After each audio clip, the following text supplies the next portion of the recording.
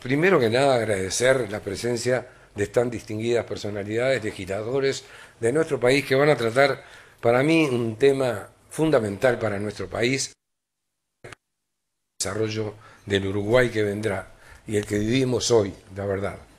Porque, y lo mismo quiero agradecer a los periodistas, gracias por su presencia. También nos acompaña la embajadora de Canadá, a quien le doy la bienvenida.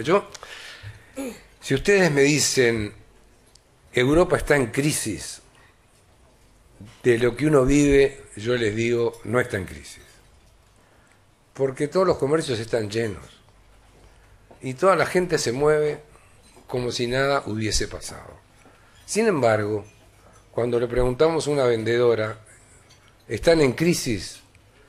Me dijo, mire, yo vendía 30.000 euros por mes y ahora vendo 6.000 euros por mes.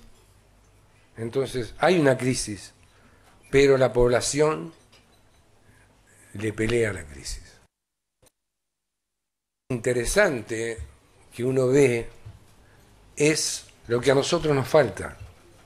Nosotros somos muy pensadores, muy conversadores, muy dialogadores. ¿Qué es lo que nos falta? Nos falta la gestión. Y ellos nos llevan años luz de ventaja. Nosotros, yo fui acompañado de mi hijo y de mi señora, pero a las reuniones iba con mi hijo, que me asistió.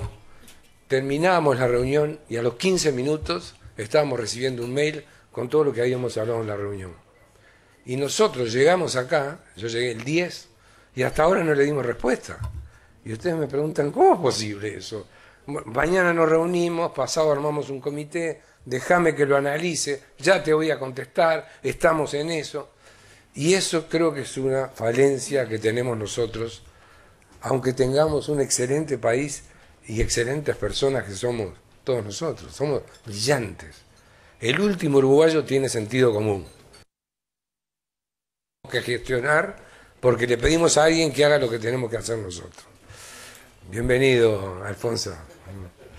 Así que yo lo que les digo es un tema sensacional, bien tratado por los legisladores, así que yo simplemente lo que les digo es gracias por acompañarnos, un aplauso para ellos y el testimonio de nuestra asociación por acompañarnos en este evento para que lo lleven de recuerdo.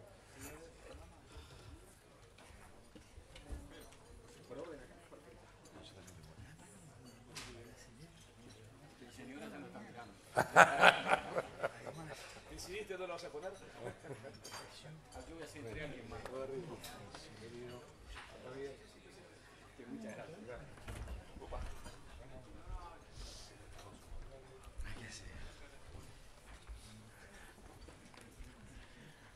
Muy bien, muchísimas gracias. Vamos a convocar entonces a los moderadores, Alfonso Leza y Claudio Romanov, a presentar entonces a quienes van a disertar en el orden siguiente: Amado, García y Martínez. Ustedes quedan con la palabra. Hola, buenos días. Le vamos a presentar o le vamos a recordar algunos aspectos de la carrera del diputado Amado.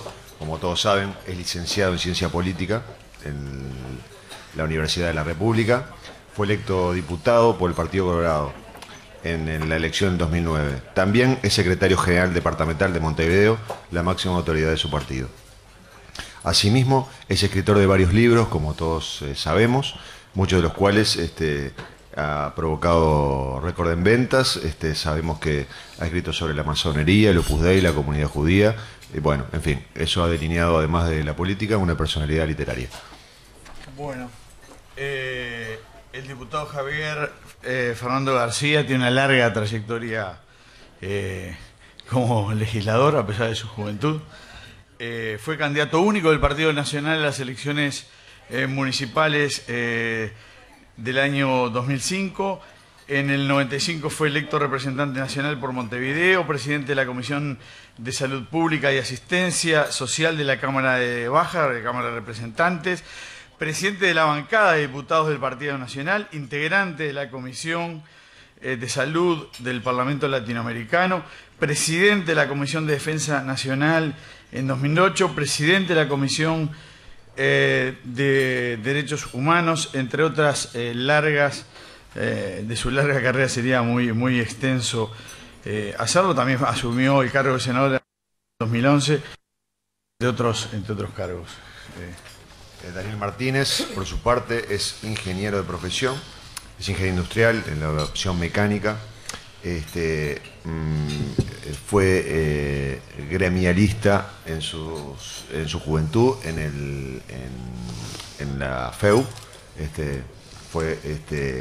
Desempeñó actividades durante la dictadura como representante de la dirección estudiantil. Luego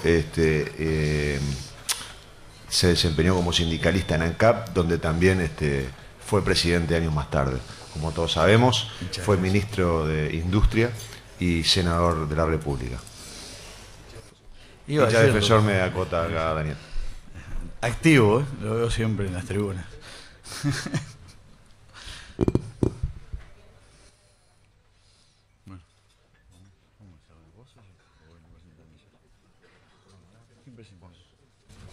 Bueno, le damos la palabra al diputado Amado.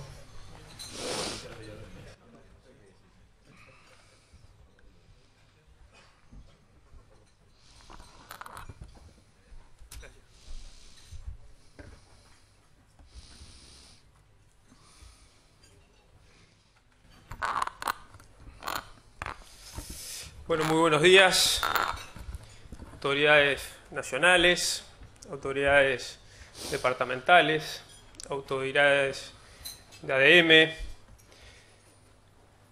señor secretario general del Partido Colorado, contador Max Zapolinsky, precandidato del Partido Nacional a la Presidencia de la República, doctor Luis Lacalle, amigas, amigos todos.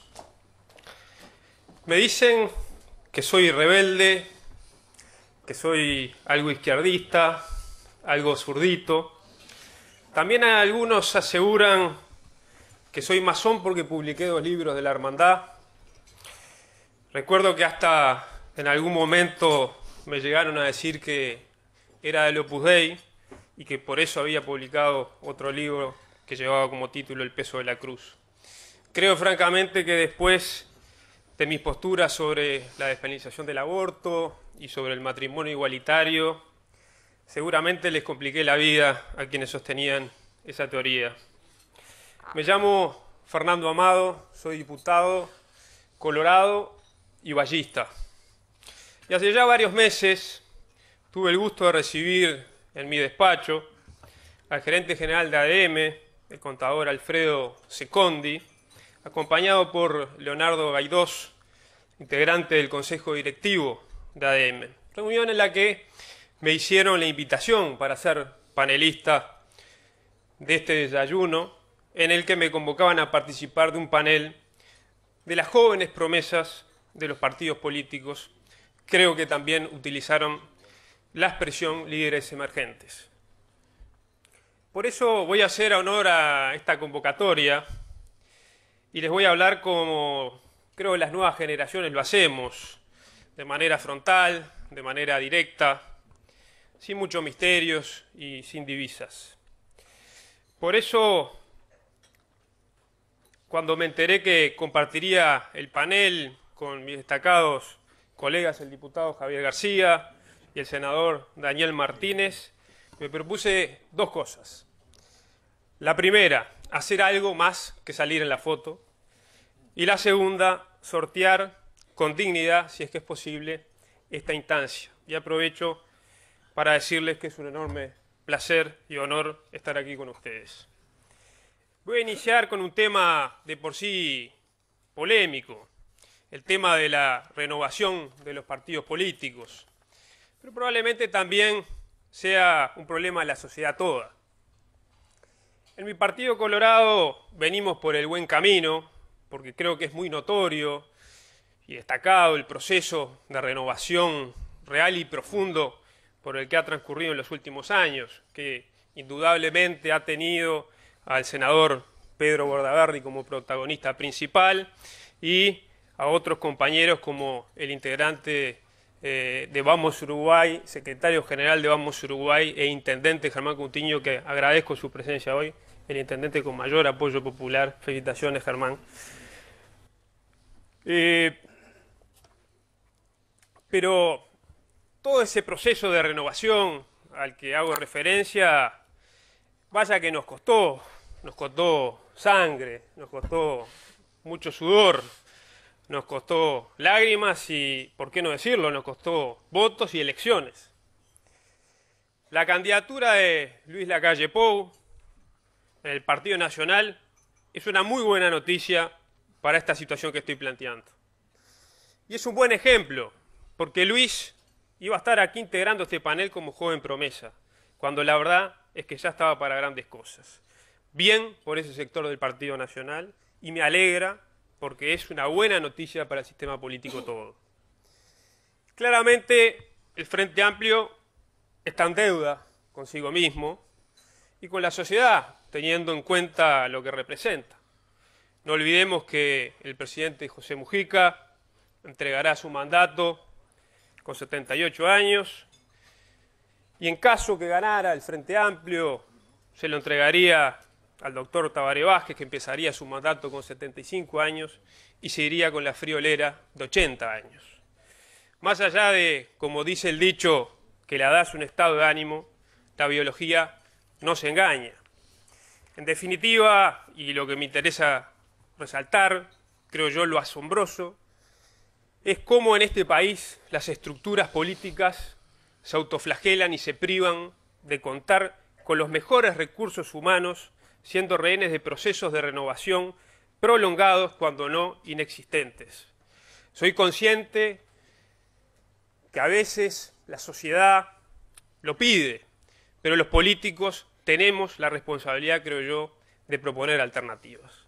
Dicho esto, a lo que le asigno enorme importancia, porque habla inevitablemente de prejuicios, cargas y realidades, voy a contarles cuáles son, desde mi perspectiva, las cosas que más me alarman del Uruguay actual y, por lo tanto, cuáles son las áreas prioritarias de los próximos años, sin dejar de reiterar que la renovación generacional de la conducción política es, para quien habla, un área prioritaria del Uruguay que se viene. Probablemente estemos todos más o menos de acuerdo en cuanto al diagnóstico, más allá de formas diversas de plantearlo.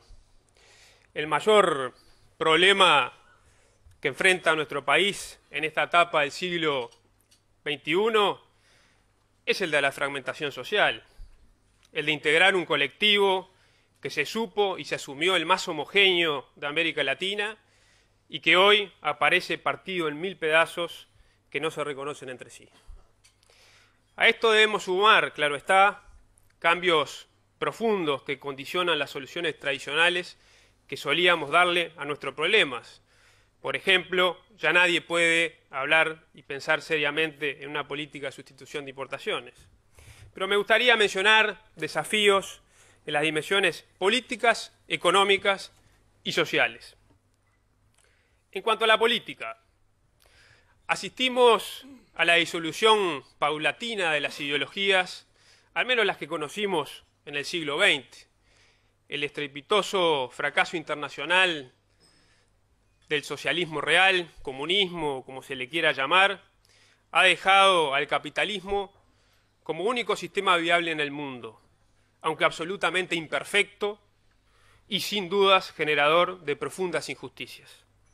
Utilizando por analogía el concepto de Churchill, el capitalismo es el peor de los sistemas, excepto todos los demás.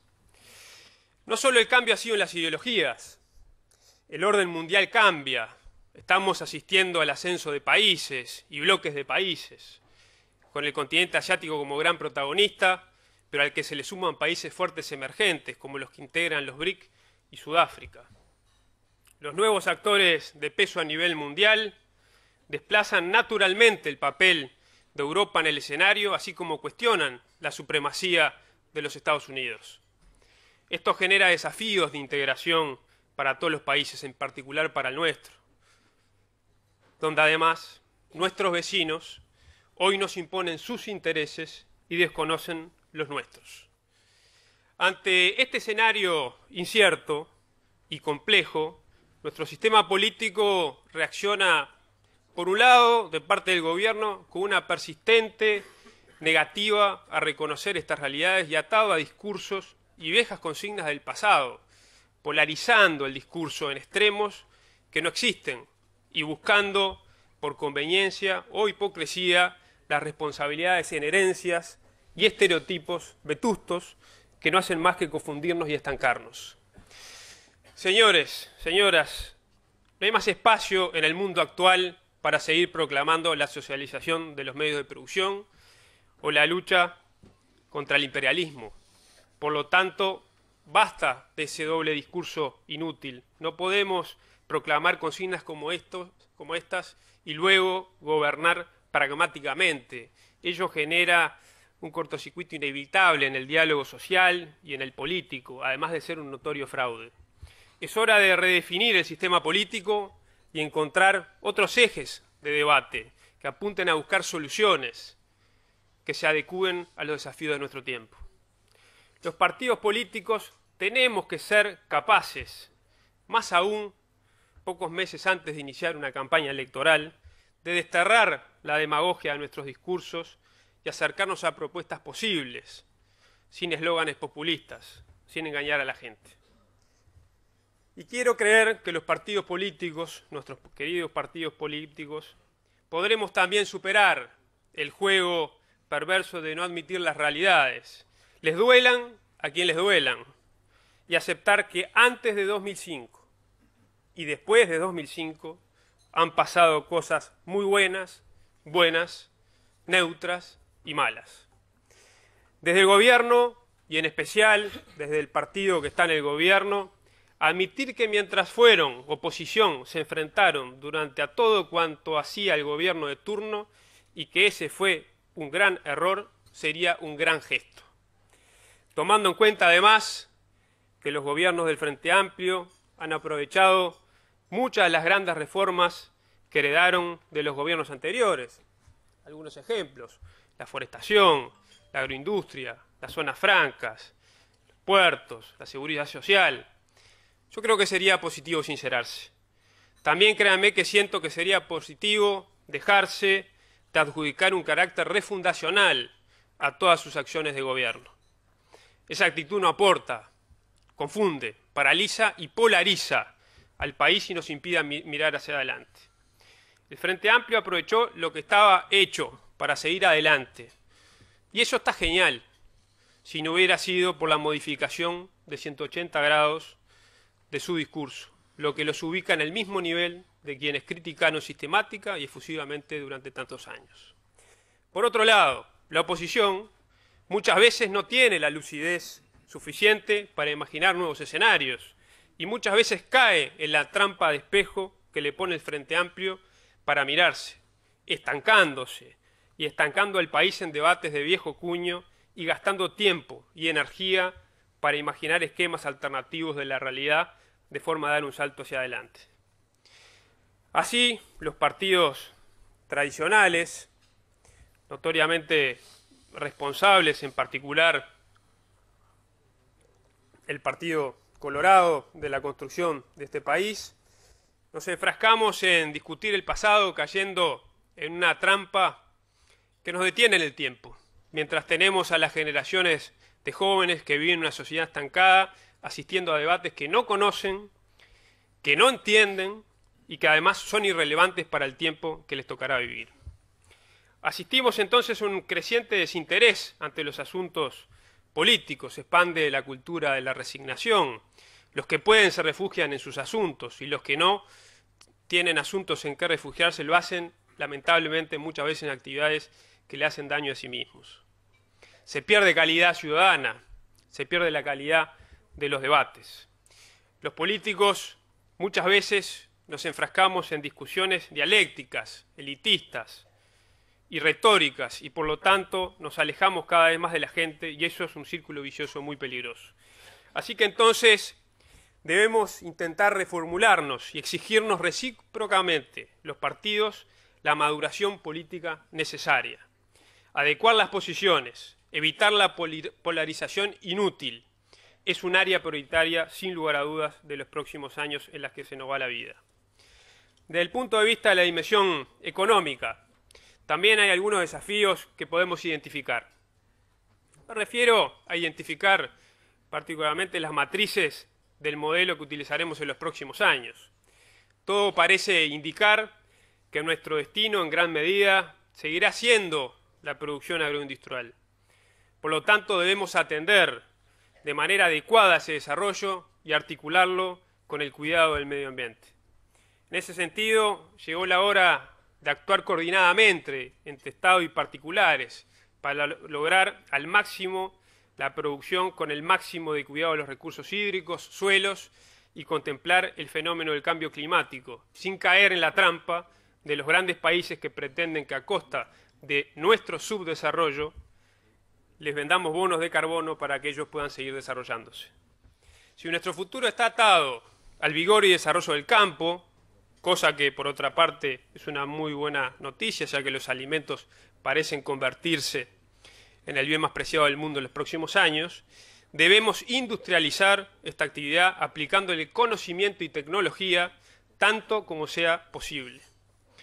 Si, como todo parece indicar, en el futuro encontraremos petróleo en nuestra plataforma marítima, y si la minería será una de las actividades productivas de los próximos años, debemos establecer políticas claras para evitar que los recursos naturales se conviertan en una condena en lugar de un beneficio. En otras palabras, ¿será este el momento de iniciar el vaciamiento de estos recursos no renovables o debemos reservarlo para el momento crítico que podrán tener generaciones futuras?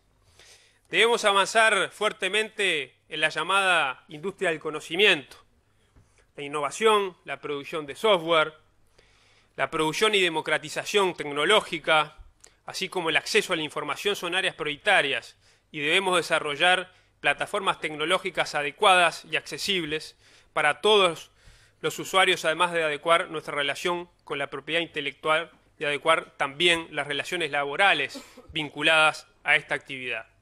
Si este país apunta a un verdadero desarrollo, debemos prioritariamente encarar la creciente demanda de infraestructura física y tecnológica, así como garantizar el acceso a una creciente demanda de energía a costos razonables. Pero también debemos madurar en cuanto al tratamiento que le daremos a los capitales extranjeros, que cada vez más son la clave de las economías emergentes, pero que fluyen de manera diversa en cuanto a calidad y cantidad.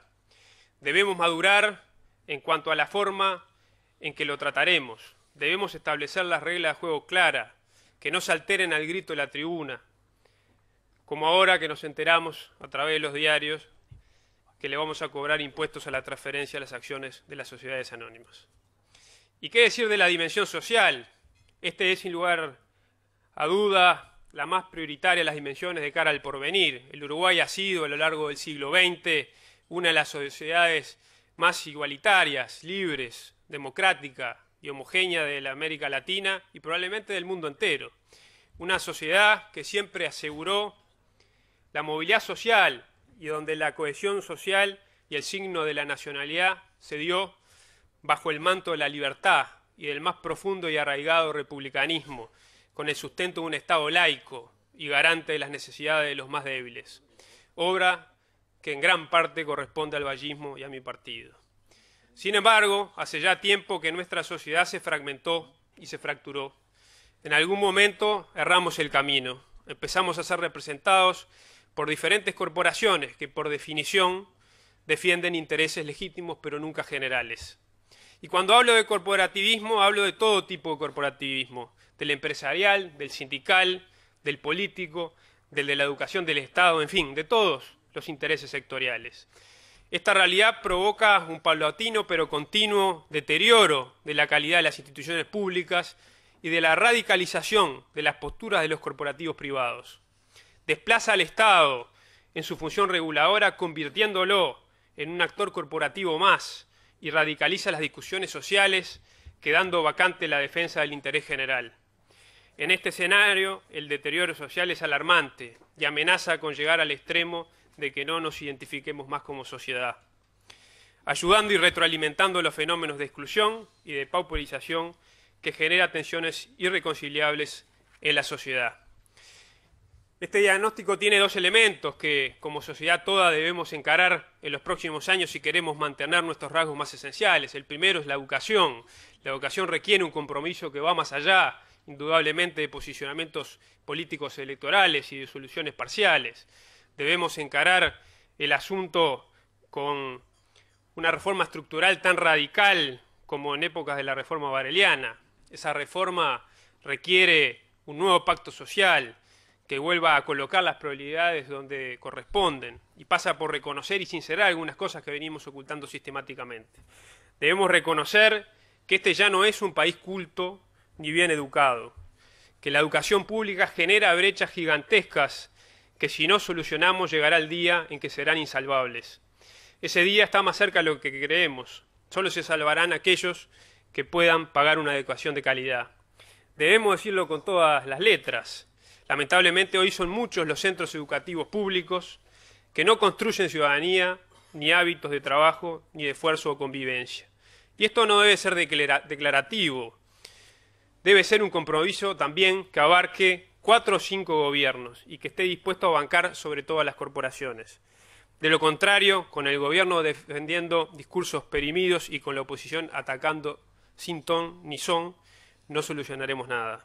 El segundo es la reforma del Estado. En Uruguay el Estado, que siempre fue, como dije, el garante de la inclusión y el mayor defensor de una sociedad justa e inclusiva, se ha convertido en una máquina burocrática y corporativa que es una permanente amenaza para el desarrollo. La reforma de un gigante con pies de barro requiere, sin lugar a dudas, también de un compromiso interpartidario. No puede ser que no funcione ni la seguridad, ni la salud, ni la educación, ni nada cuando hay más recursos que nunca. Sin duda, algo anda mal. Para terminar, quiero hacerle a todos, a la sociedad toda, una propuesta que se resume en una palabra: sinceridad. Apuntemos a partir de un sinceramiento general a pactar un nuevo contrato social. Una verdadera búsqueda de justicia social, de distribución de la riqueza, pero cimentada en bases reales.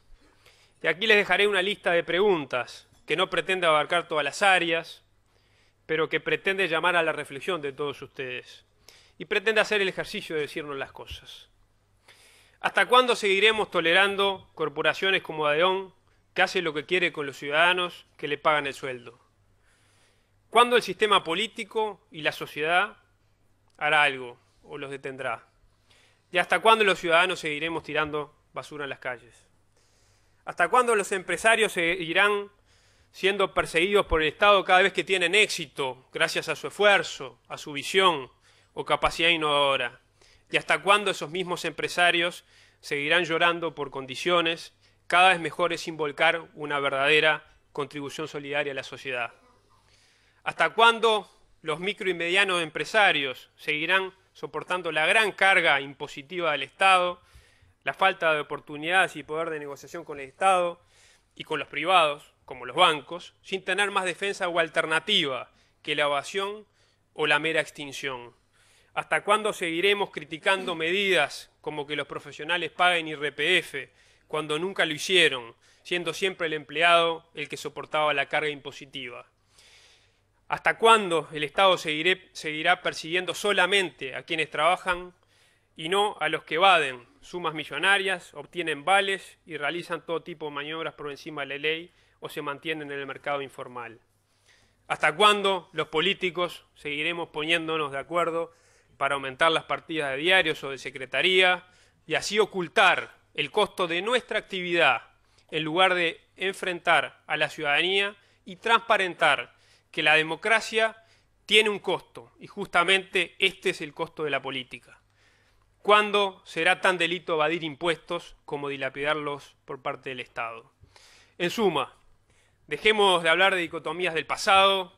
Ya no tiene sentido hablar de neoliberales o socialistas, capitalistas o comunistas, privatistas o estatistas, sensibles o insensibles, justos o injustos, buenos o malos.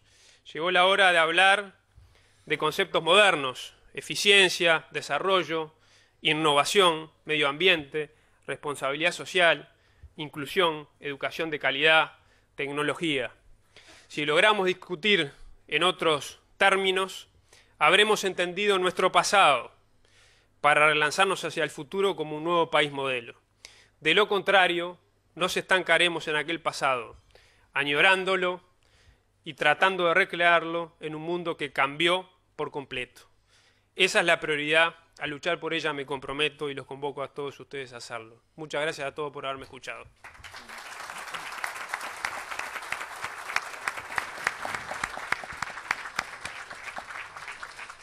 Agradecemos mucho al diputado Amado y ahora pedimos la presencia, invitamos a pasar al doctor Javier García.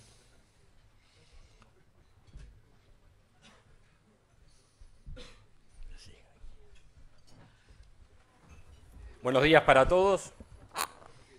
Es un placer y un honor y un gusto estar con todos ustedes. Vale la pena después de estas horas saludar a Alfonso y a Claudio, que acaban de recibir un iris, cada uno por rubros diferentes y fruto de su trabajo.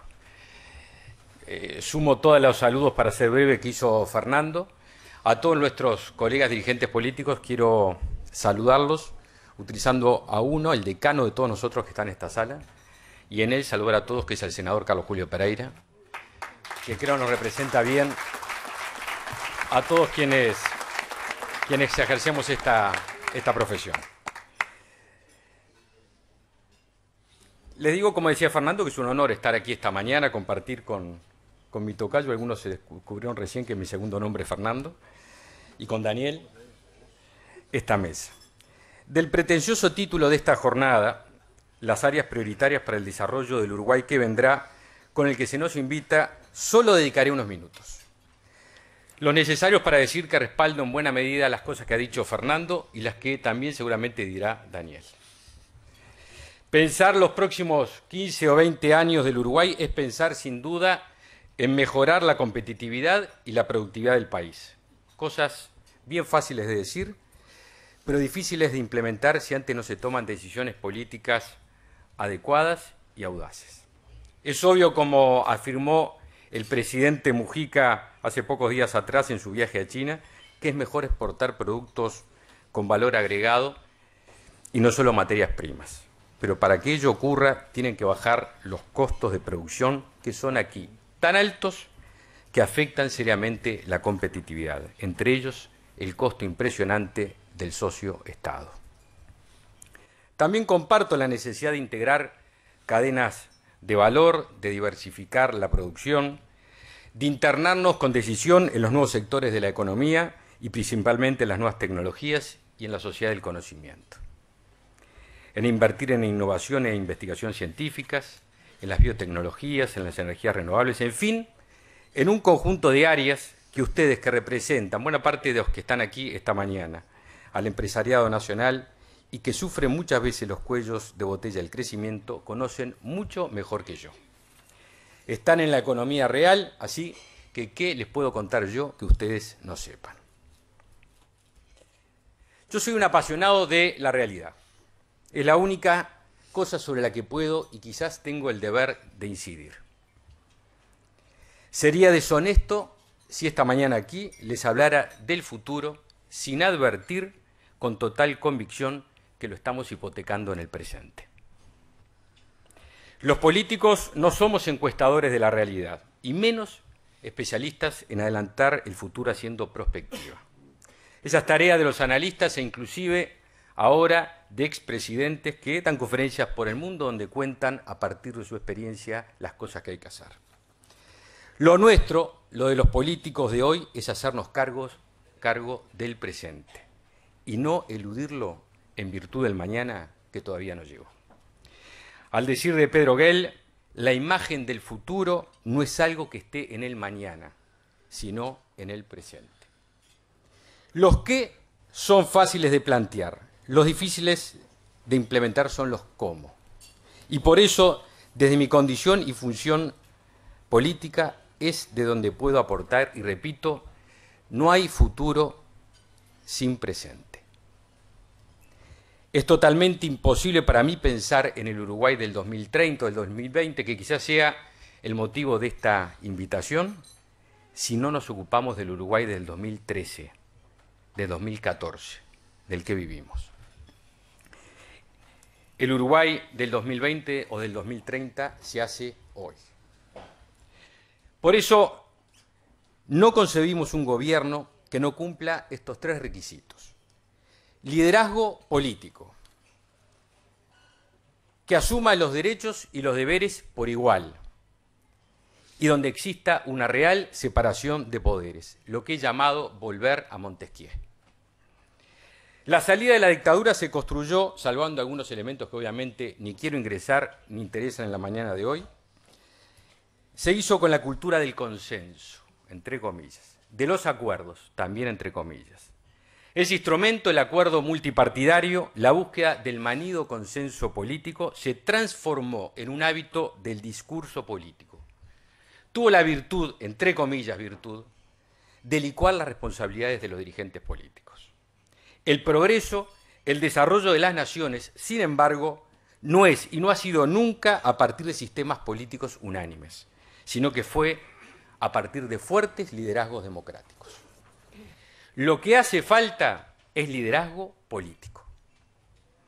La política cedió decisiones democráticas a corporaciones que cambiaron el interés general por su interés, el de algunos pocos. La ley de educación del periodo del doctor Tabaré Vázquez es el mejor ejemplo de transferencia de poder legítimo hacia las corporaciones.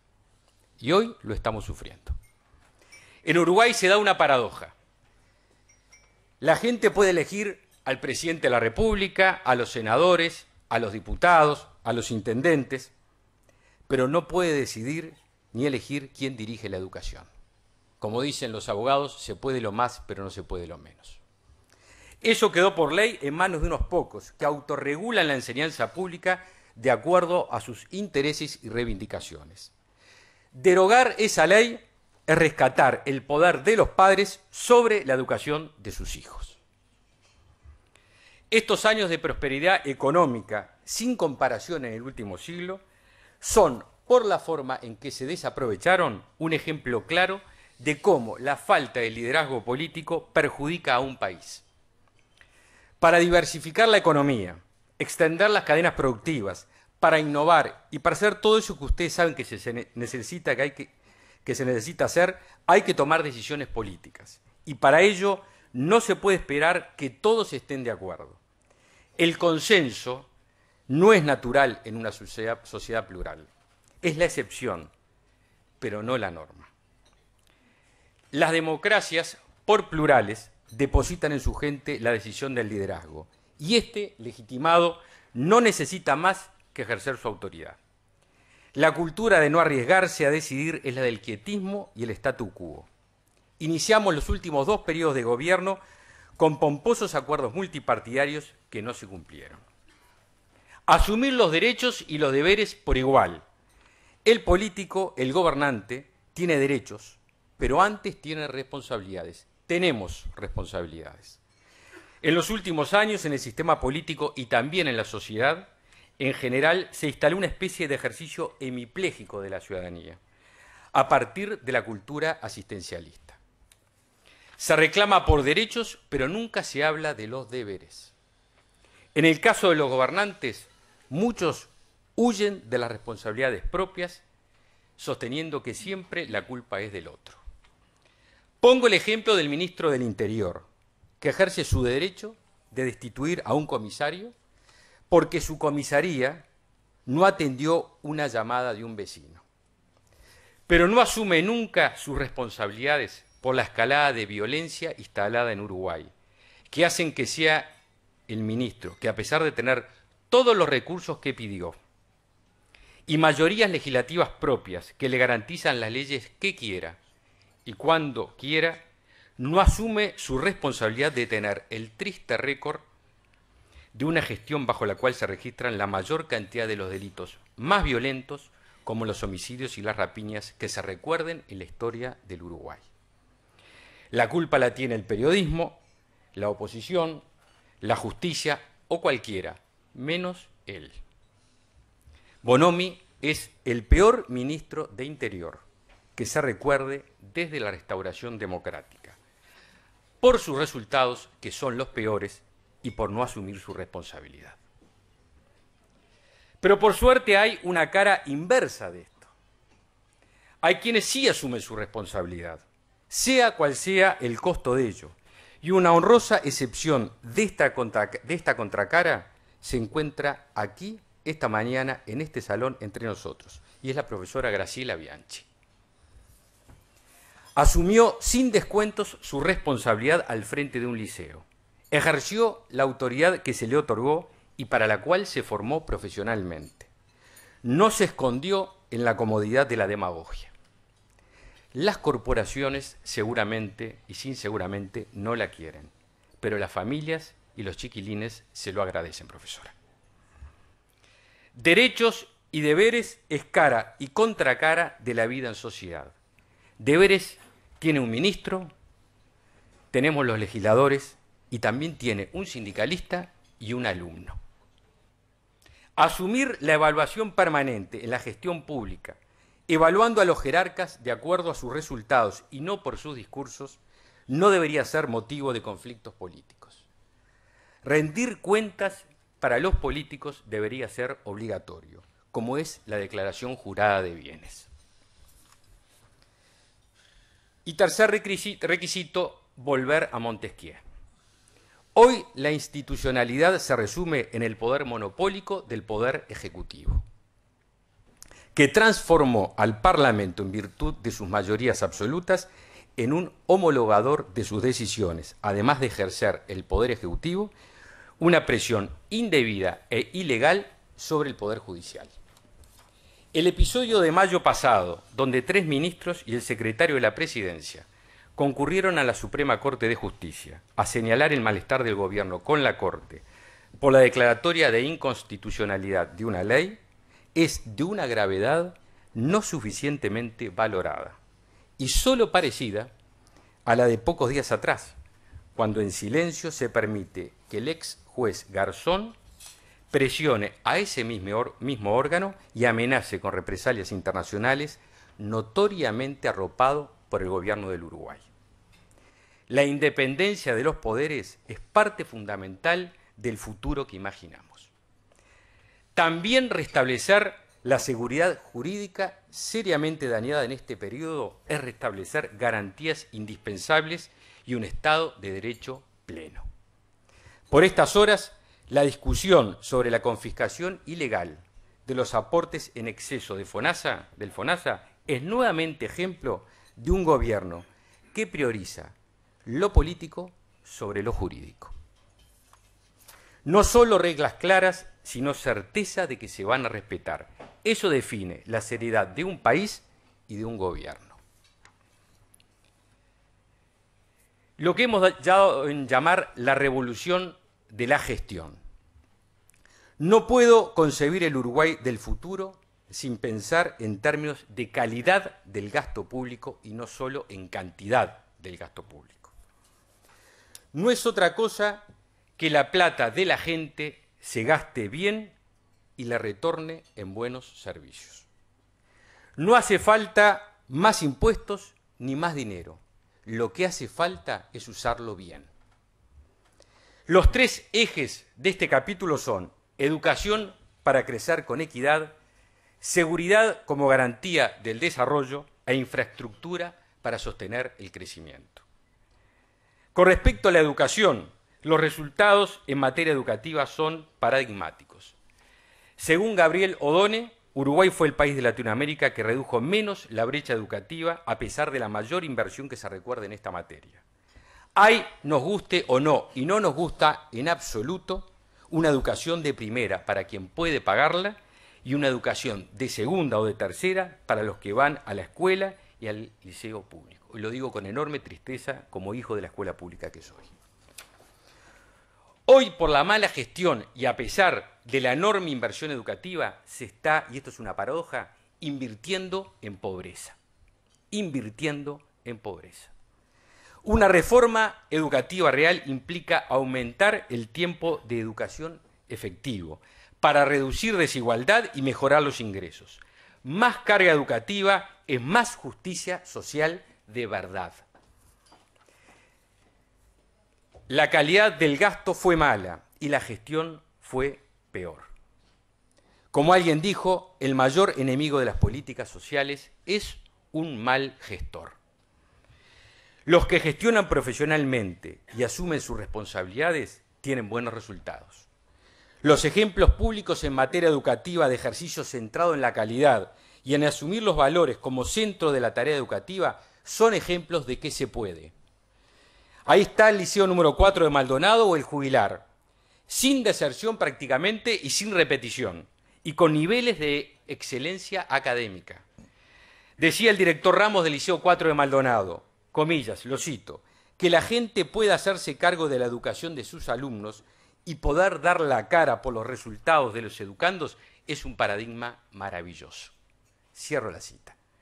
Es tan sencillo y tan obvio lo que dijo Ramos como increíble que sea un paradigma y no la realidad. Cuando se debe exigir que al liceo se vaya a estudiar, la cosa no está bien.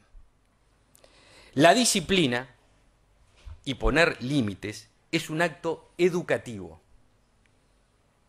No es, como ideológicamente se piensa, un acto de represión. Es el mayor acto de solidaridad y de respeto por el prójimo. Me decía Gonzalo Emilio, que no puede estar esta mañana porque está en Río, en el Jubilar les exigimos tanto porque los queremos mucho. Les exigimos tanto porque los queremos mucho. Autonomía de los centros, descentralización de la gestión, evaluación permanente de todo el proceso y los protagonistas. ¿Es tan difícil esto? Se puede. Lo que no se debe es iniciar una campaña de desprestigio contra los maestros como hizo el presidente de la República. Estas cosas se pueden, y se pueden también con los maestros como protagonistas principales. Seguridad para el crecimiento. En Uruguay hoy se violan los derechos humanos cada vez que una uruguaya o un uruguayo no puede tener una vida segura, tranquila y libre por miedo a la violencia. El Uruguay de hoy requiere que nos hagamos cargo de la protección de todos los derechos humanos, sin el espejo retrovisor que solo permite ver hacia atrás.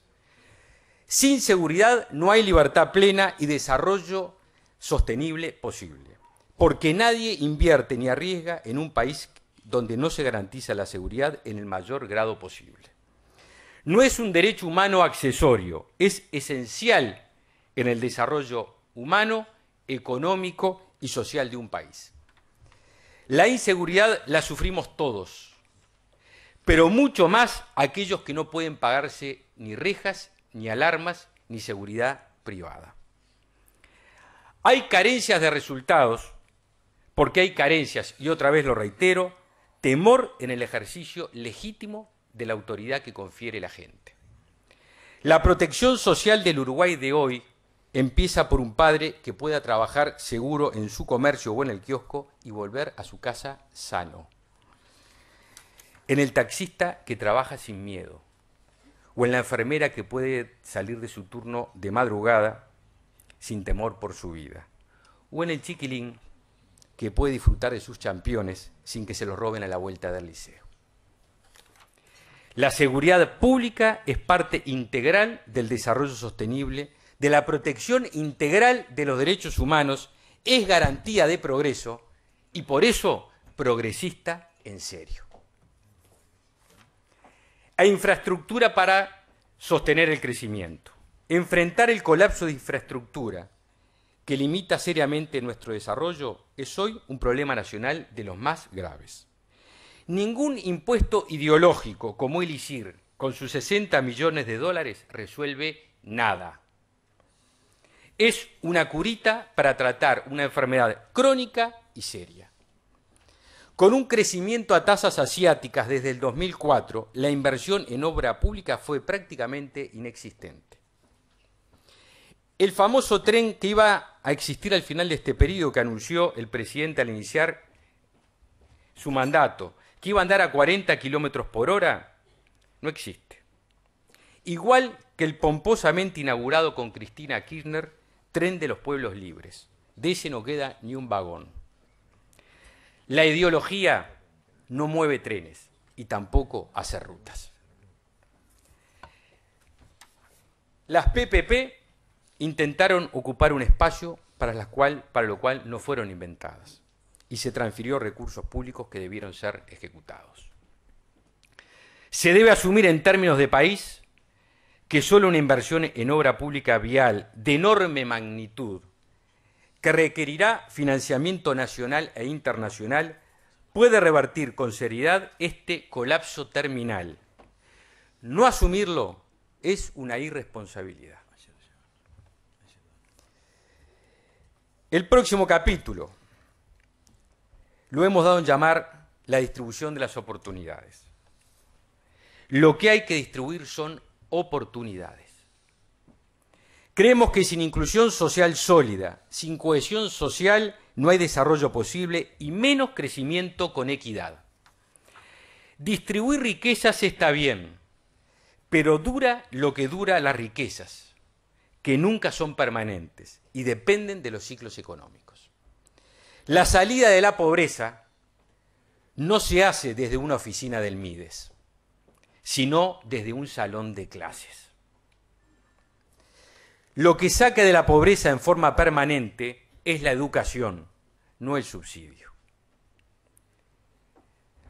Distribuir oportunidades y capacidades es lo único que garantiza la integración y la inclusión.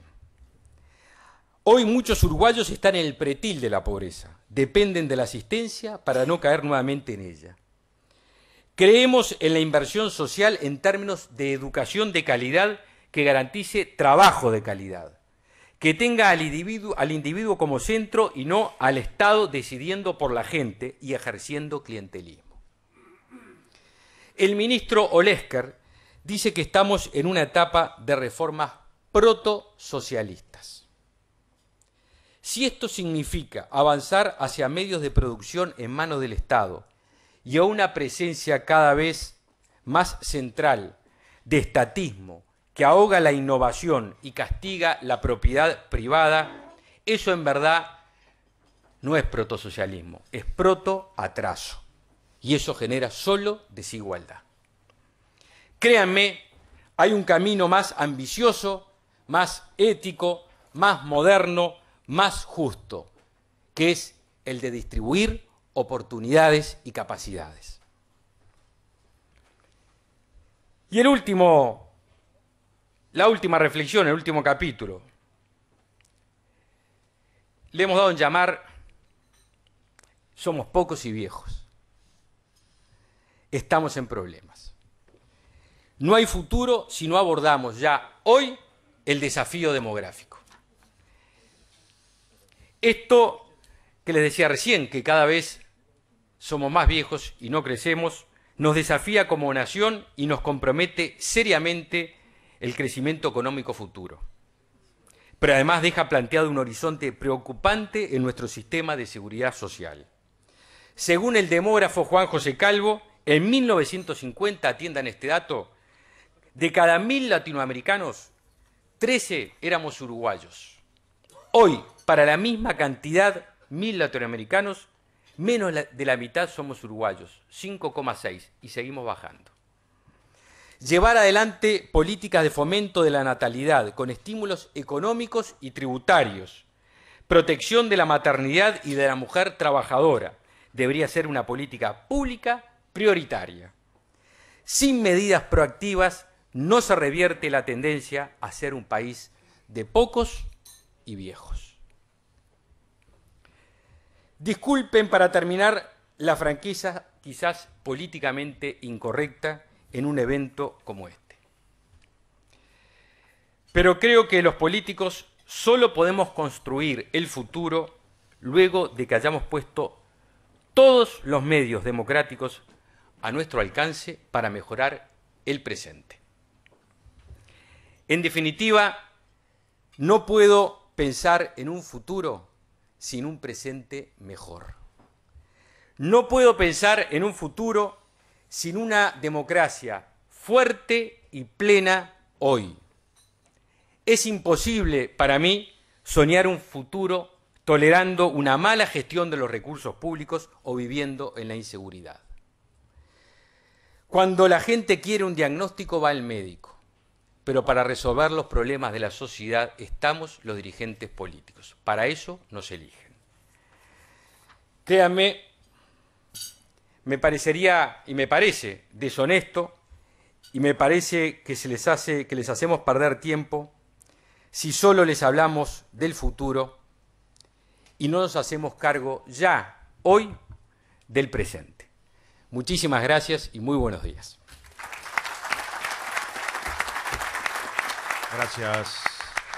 Gracias, diputado García. Invitamos a pasar al ingeniero Daniel Martínez.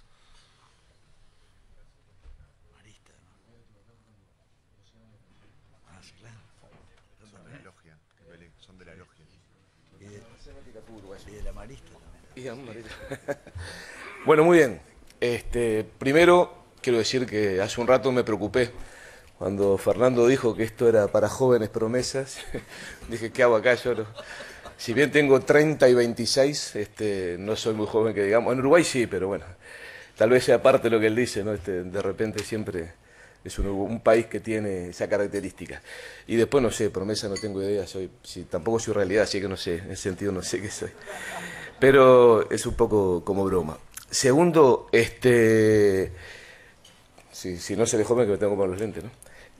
Segundo, yo creo que está bien hablar del presente y aparte la vida me ha hecho cada vez más tolerante, creo que de la vida y al reconocimiento de los propios errores, que creo que es algo metodológico que todos tenemos que tomar, siempre no buscar culpables, como bien se decía acá, sino ver qué hicimos mal para que nosotros, para que las cosas no salgan, ¿no?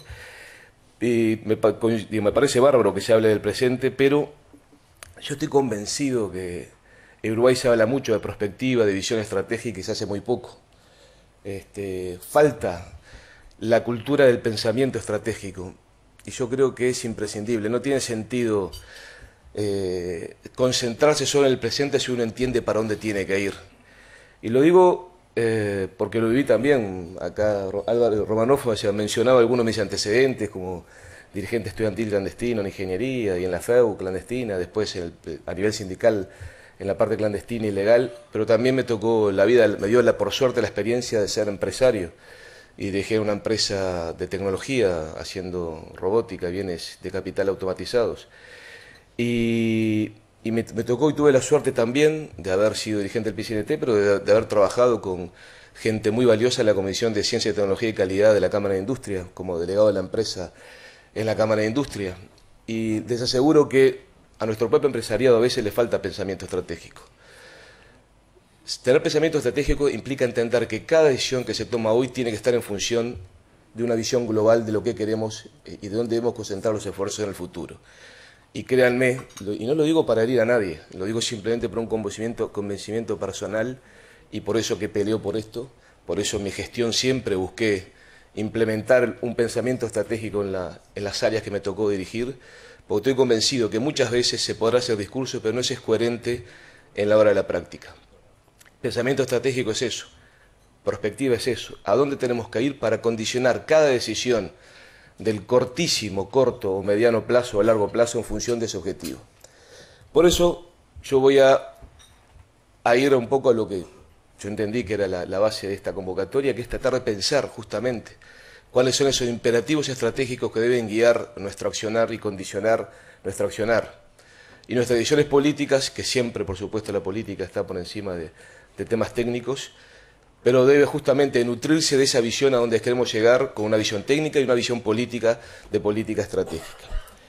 Segundo tema que también quiero expresar mi visión o mi experiencia personal, donde, vuelvo a decirlo, no soy dueño de la verdad, es el reflejo de mi práctica sindical, empresarial, política, es de que yo al menos he visto a lo largo de estos últimos años y de mi propia experiencia personal, cómo muchas veces también vemos lo estratégico, pero vemos cada cosa por separado, ¿no?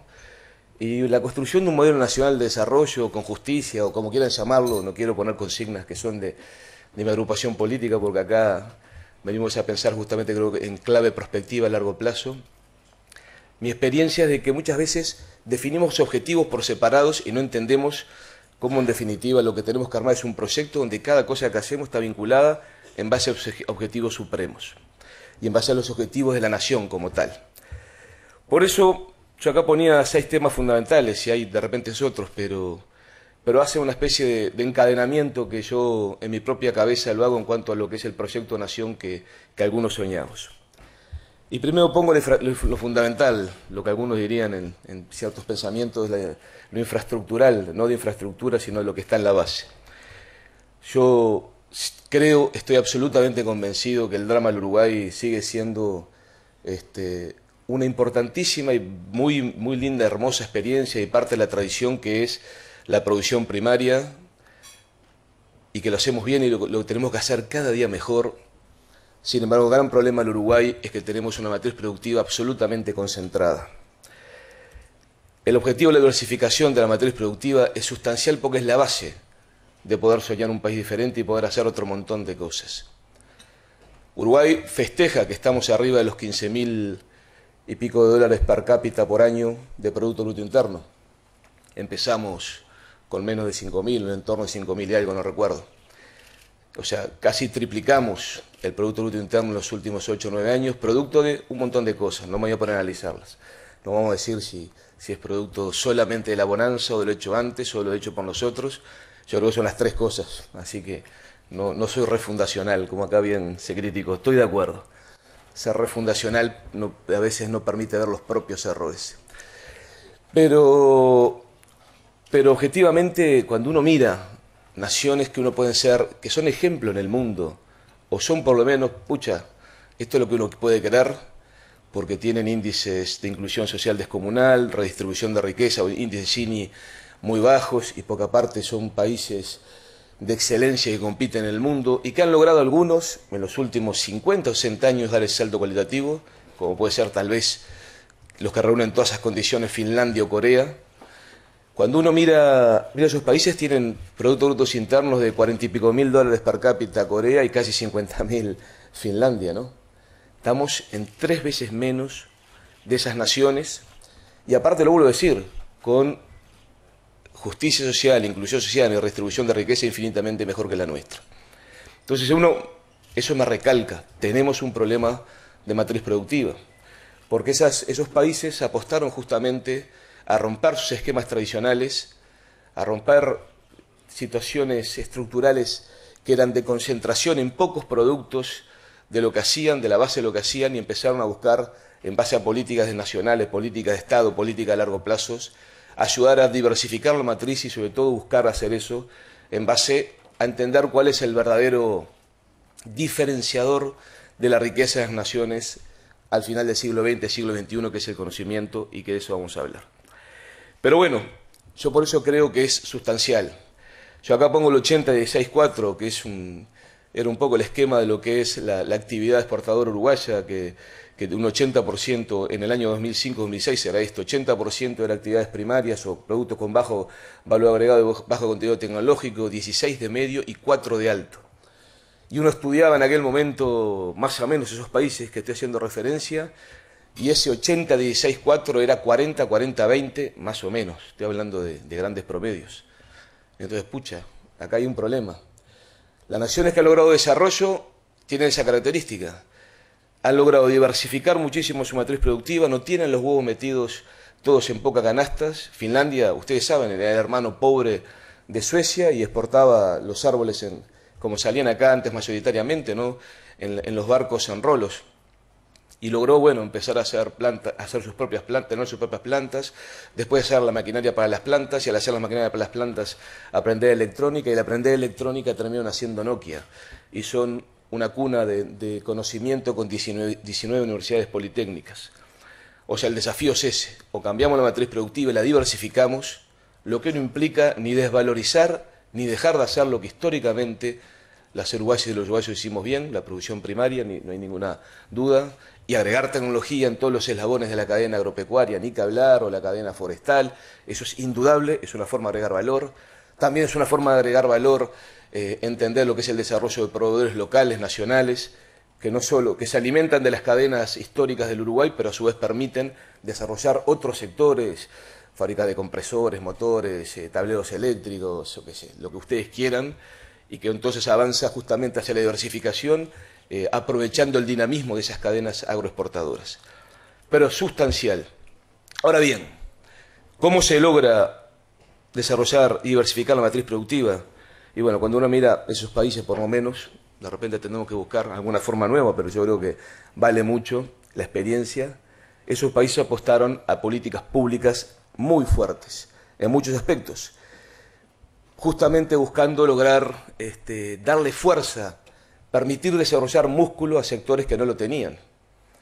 Porque aparte hay que entender, esto que estamos haciendo nosotros o que planteamos acá, lo empezaron a hacer algunos países hace 50 años. Algunos lo venían haciendo la historia, ¿no? Alemania y Japón no se desarrollaron después del drama de la Segunda Guerra Mundial para todo el mundo, pero en particular para ellos también, de la forma que se desarrollaron, porque tengan un cerebro más grandes o más conexiones neuronales. Son iguales los japoneses y los alemanes. ¿Qué tuvieron? Tenían masa crítica de conocimiento, tenían gente que sabía hacer cosas. Tal vez algo que perdimos en buena parte de los uruguayos con la inmigración de casi 100.000 obreros calificados y profesionales calificados del Uruguay. Entonces, claro, sobre tierra fértil pudieron, y sobre experiencia de conocimiento, de gente que tenía conocimiento técnico, pero gente que también sabía gestión empresarial, de calidad, de excelencia, etcétera, lograron, bueno, lo que lograron. Pero claro, ellos, más los países que se agregaron estos últimos 50 años, nos sacaron, no sé, yo no soy burrero, pero 10 cuerpos nos sacaron. Ya están llegando al área y nosotros estamos por salir. Y por lo tanto hay que ayudar. Hay que tener políticas activas del Estado que no hagan nada por el sistema público, aunque de repente en algunos casos, como fue en esos países, el Estado tiene que hacer algunas tareas que generen condiciones para que la propia actividad privada se desarrolle. Pero lo fundamental es ayudar, permitir que agarren músculo para que ahí sí estén en condiciones de competir en el mundo. Si no, olvídense, es imposible competir. Llevamos entre 30 y 100 años de atraso en algunos temas. Y no tenemos lo fundamental, masa crítica de uruguayos y uruguayas con conocimientos, con fuerza de voluntad, con emprendedurismo, con capacidad de gestión para hacer cosas. Ahí puse algunas de las cadenas que hoy están siendo priorizadas y que tienen, políticas activas que implican renuncias fiscales, sea por capacitación, sea por adquisición de tecnología, sea por a veces hasta subsidios específicos temporales. La palabra subsidio sin el adjetivo temporal al lado yo creo que es mala palabra, pero que buscan justamente ayudar a que esos sectores se desarrollen y permitan competir en el mundo, ¿no? Pero bueno, yo creo que no existe Uruguay del futuro, por lo menos el que queremos todos los que estamos acá, si no es en base a entender que hay un problema estructural. No sé si lograremos el 40-40-20, pero que tenemos que bajar, bueno, ya hoy por hoy, con el crecimiento de algunas cadenas de valor como la automovilística y la farmacéutica, ya no es 80-16-4, pero bueno, estamos en 70 y pico y 20 y 5, o sea que igual seguimos con un problema de extorsión grave, que aparte tampoco lo vamos a lograr a revertir en el corto plazo si no es que justamente tenemos políticas de largo plazo que mantengan esta visión que yo mencionaba. Ahora bien, no existe desarrollo productivo, diversificación de la matriz, capacidad de tener muy diversas actividades y que nuestra oferta de producción y exportadora competitiva sea variada en el mundo para que cuando una cosa nos va mal en la otra compitamos. No existe eso si no hay infraestructura y si no hay inversión en infraestructura. Y no me voy a alargar en este tema porque si no, no va a dar para tocar todos los temas, pero claramente hay tres áreas: la energía, que tiene muchos aspectos para involucrar, y bueno, después si alguno que le interese puede mirar la presentación más en detalle, pero bueno, que tiene problemas estructurales también de dependencia. Acá el tema de la diversificación de la matriz primaria es fundamental, y bueno, y ahí hay clarísimas líneas estratégicas que ahí sí logramos acuerdo en la multipartidaria, logramos acuerdo cuando se elaboró el Plan Estratégico de Energía en el año 2008, porque esto fue presentado a todos los partidos políticos. Acá Álvaro recordará que es un trabajador en este tema y hay muchas ideas del amigo que se han tomado y creo que son valiosas, Álvaro Delgado. pero luego aparte lo hicimos en la multipartidaria de principio del gobierno de Pepe y se está cumpliendo a tal punto que el BID nos pone entre los 6 países que está con políticas acertadas en materia de energía, que implica justamente la diversificación apostando a las renovables, igual tener siempre muchas patas que nos permitan tener diversificación de fuentes, biomasa, agrocombustibles, la potenciación de la energía hidráulica, la eficiencia energética con una fuente de energía, es increíble lo que hay para hacer en este punto, todo el tema de energía solar, de calentamiento de agua, la energía fotovoltaica, la importancia de la regasificadora como un elemento que permite optimizar la matriz general y no de la forma directa, pero sí de forma indirecta, dar certezas y de reducir costos. Cada cosa daría para hablar bastante. Y perdónenme, pero bueno, es una criatura que tengo mucho que ver. El tema de la búsqueda de petróleo y gas, que lo toco más que nada, porque aprovechar la oportunidad, de tomar conciencia de que nos podemos estar enfrentando y cada vez más con más certezas. Aquello que yo decía cuando era presidente de ANCAP, no podemos decir nada, tal vez podamos decir dentro de 10 años cuando empecemos a perforar, cosa que justo el 2015 es la fecha que está pensado el primer pozo, pero las expectativas son muy buenas cuando empezamos a tener sísmica, cuando nos tiramos al agua a volver a hacer prospección petrolera en el año 2006, bueno, 2005 lo pensábamos, pusimos en el presupuesto del 2006 y eso implicó que en el 2007 se empezara a hacer prospección. Pero lo toco, primero porque lo que puede importar, por más que, como estoy convencido y ya lo decía, hoy lo fundamental del desarrollo de una nación no son sus recursos naturales, ayudan, pero no son. El conocimiento es cada vez lo que diferencia una nación desarrollada de una no desarrollada. Sin duda los recursos de este tipo importan.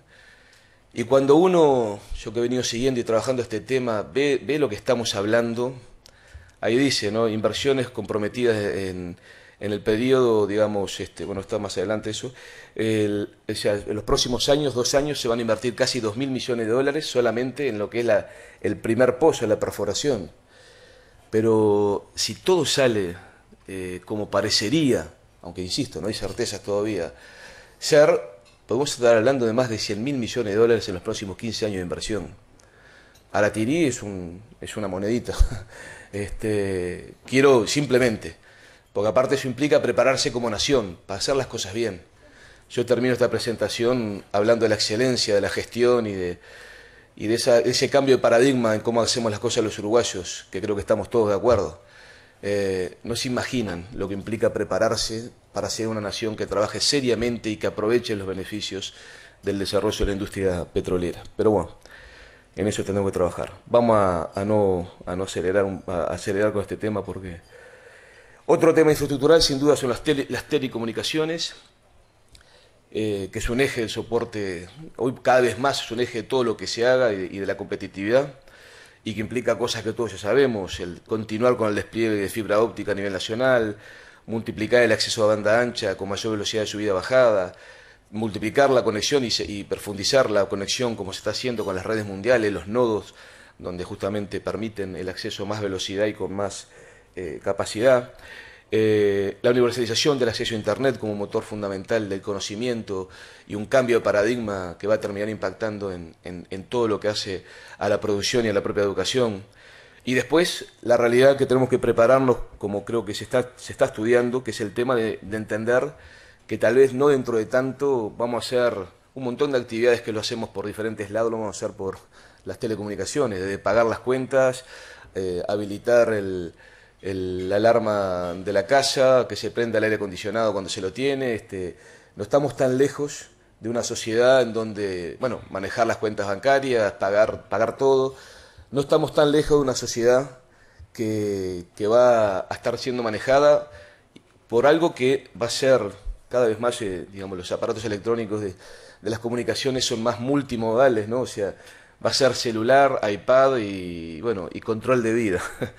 Así que bueno, creo que el soporte, ir preparándose para eso y entender justamente la multifuncionalidad del sistema de comunicaciones es parte de lo que tenemos que saber que nos enfrentamos y trabajar para eso.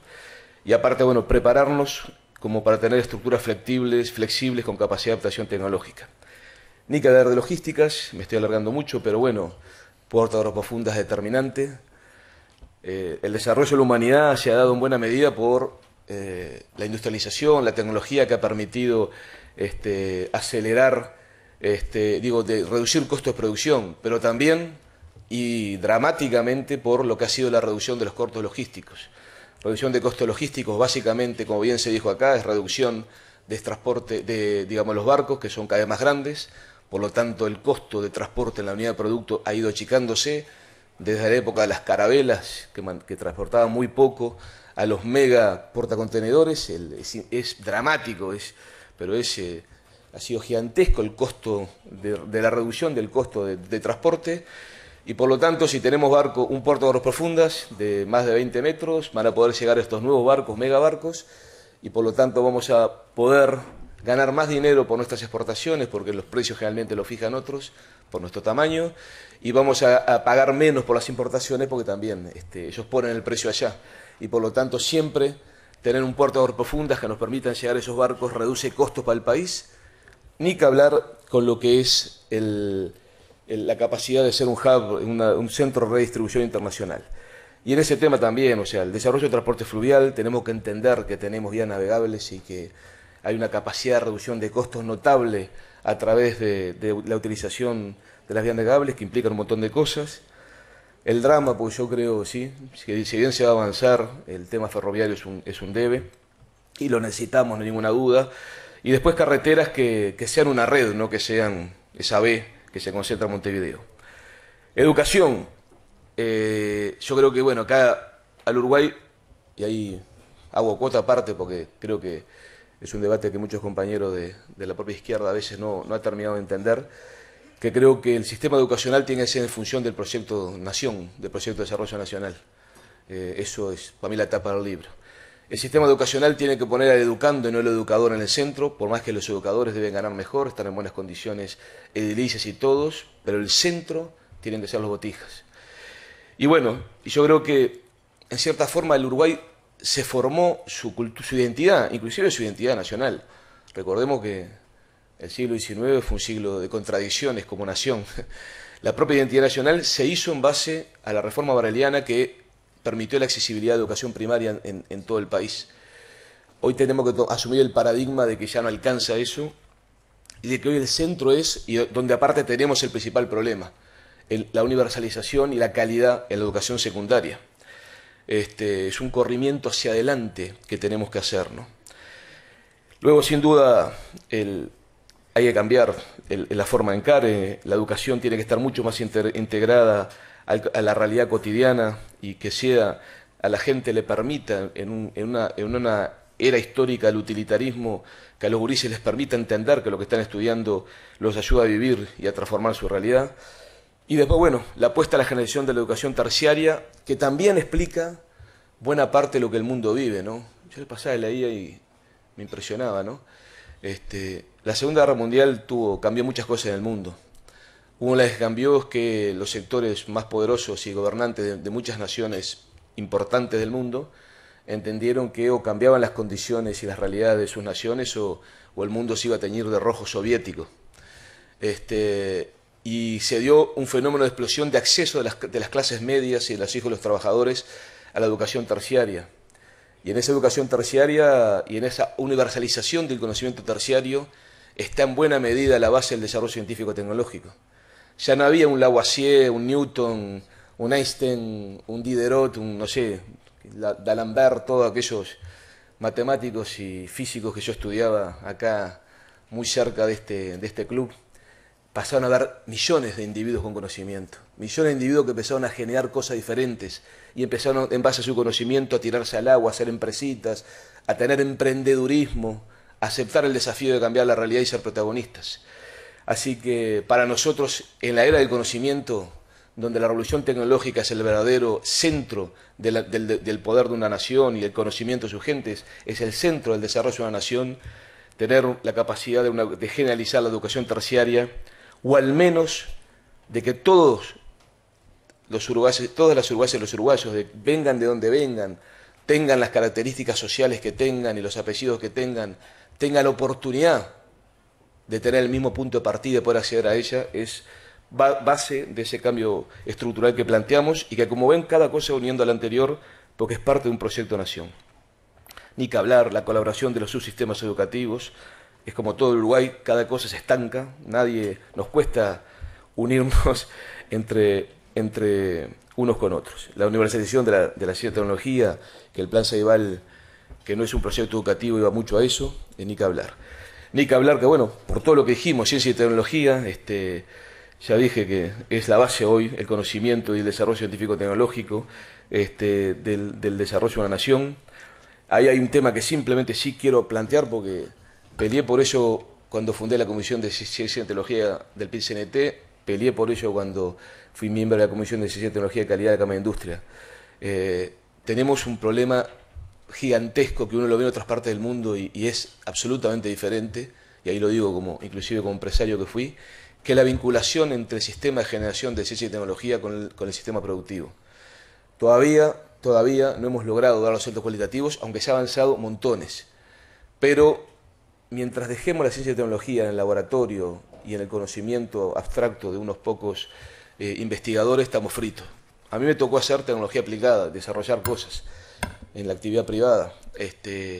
Y creo que hay que multiplicar ese vínculo. Bueno, por algunos, muchos de los que están acá, amigos empresarios, yo lo he venido planteando hace tiempo, pero hay que superar desconfianzas entre el sistema de generación de tecnología y de conocimiento, que básicamente la Universidad de la República, junto con el sector productivo y en particular privado. Tampoco toda esa cadena de diversificación de la matriz productiva que requiere infraestructura, que requiere conocimiento, que requiere tecnología, con un país donde tiene un porcentaje alto de ciudadanía fuera del sistema, es imposible pensar un proyecto de desarrollo coherente. Y sé que estoy pasado, así que me apuro. La integración social es parte de un proyecto de desarrollo nacional y también, si miramos, no para copiar, para aprender, los proyectos exitosos de naciones que se han desarrollado en los últimos 50 años hasta alcanzar los niveles de cierta excelencia, como pueden ser los países que mencioné, parten de la base de la integración social. Porque en definitiva, y mucho más un país chico como Uruguay, necesitamos que cada uruguayo y cada uruguaya se despierte todos los días diciendo qué puedo hacer mejor, qué puedo aprender. Ese es el paradigma que tenemos que lograr. Y bueno, cuando hay gente que no tiene solucionar los problemas básicos, es imposible. Eso no se da. La necesidad inmediata sustituye a la perspectiva de pensar en el desarrollo con perspectiva de largo plazo. Anécdota, yo soy de los que recorro sistemáticamente Montevideo y el interior del país. A mí lo que más me impresiona de ciertos sectores, ciertos lugares donde visito, es la pérdida de futuro. O sea, hay gente que el problema cotidiano le hace imposible pensar en más de allá de una semana. Pucha, qué grave que es eso, ¿no? Necesitamos gente que piense y que sueñe que pueda haber un futuro y que pueda haber algo diferente. Por lo tanto, bueno, acá también lo mismo. Uno también ve gente que está ganando mejor, que mejor usa casita, pero tiene el problema que la escuela está y la UTU está a 3 kilómetros, los ómnibus no llegan porque hay calles de barro. O sea, tenemos que integrar, ojalá que con estos Plan 7 Barrios logre un encare más global que permita ir solucionando la globalidad de la exclusión. Si no, hay gente que deja de ser excluida por un lado, pero sigue en otros temas. Y creo que se está trabajando en ese sentido. Bueno, medio ambiente lo pongo porque me parece fundamental, o sea, absolutamente fundamental. Como seres humanos, y en particular el capitalismo, en los últimos 150 años le hemos hecho un daño a la naturaleza que o lo ponemos como un imperativo estratégico de todo lo que dijimos antes, o si no, no le dejamos un planeta a los gurises que vienen. Eso es más que claro. Pero bueno, eso implica una serie de cosas que ya ahí están planteadas. Después, si a alguno le interesa, pidan informe. Una reflexión final. Yo creo que necesitamos avanzar hacia el lugar de la excelencia, porque en buena medida ese paradigma, todo lo anterior parte de un problema que sí tenemos como nación, que es aceptar el desafío de la excelencia. También va la experiencia personal, o sea, me tocó dirigir una empresa que competía con empresas europeas y norteamericanas. Cuando uno se enfrenta a eso, se da cuenta de lo atrasados que estamos. Y sobre todo culturalmente, y creo que ahí está un gran desafío que lo está realizando el sector empresarial, lo están realizando los diferentes sectores de la sociedad. Yo creo que se está promoviendo desde las políticas de gobierno, sobre todo las políticas transversales que el gobierno que está desarrollando, pero creo que falta muchísima. Apostar a la capacidad de gestión y a la modernización con valores es parte de esa excelencia, es fundamental. Promover el emprendedurismo y generar y ayudar a la cultura de emprendedurismo. Y emprendedurismo no es solo el que forma la empresita. Emprendedor e innovador es el soldador que está soldando sobre cabeza, y alguno acá me entiende lo que quiero decir, un inoxidable y prueba una nueva combinación de temperaturas, intensidades y velocidad de soldadura. Eso también. Tenemos que promover el Uruguay, en eso nos falta mucho. Yo el sábado estuve por Tacuarembó y estuve en Curtina, no es Curtinas. Es un pueblito, no sé si alguno conoce, son 800, 900 habitantes. Tiene una zona rural ahí, Rincón de los Machados, y Cuadrados, algunos pueblos rurales. Y lo conozco bien por determinadas razones de hace 50 años. Era un pueblo de esos de pobreza dura, del interior rural, donde la verdad que el futuro para los gurises era irse de Curtina. Sin embargo, hace unos 2 años, motivados por una docente del INAU, unos gurises empezaron a juntarse, y hoy es increíble, desde actividades para la comunidad, diversiones colectivas, estudios, acceso a internet, es increíble lo que los botijas están haciendo. Escucharlos era emocionarse. Y los gurises de Curtina se llaman el NSP. Nosotros sí podemos. Muchas gracias.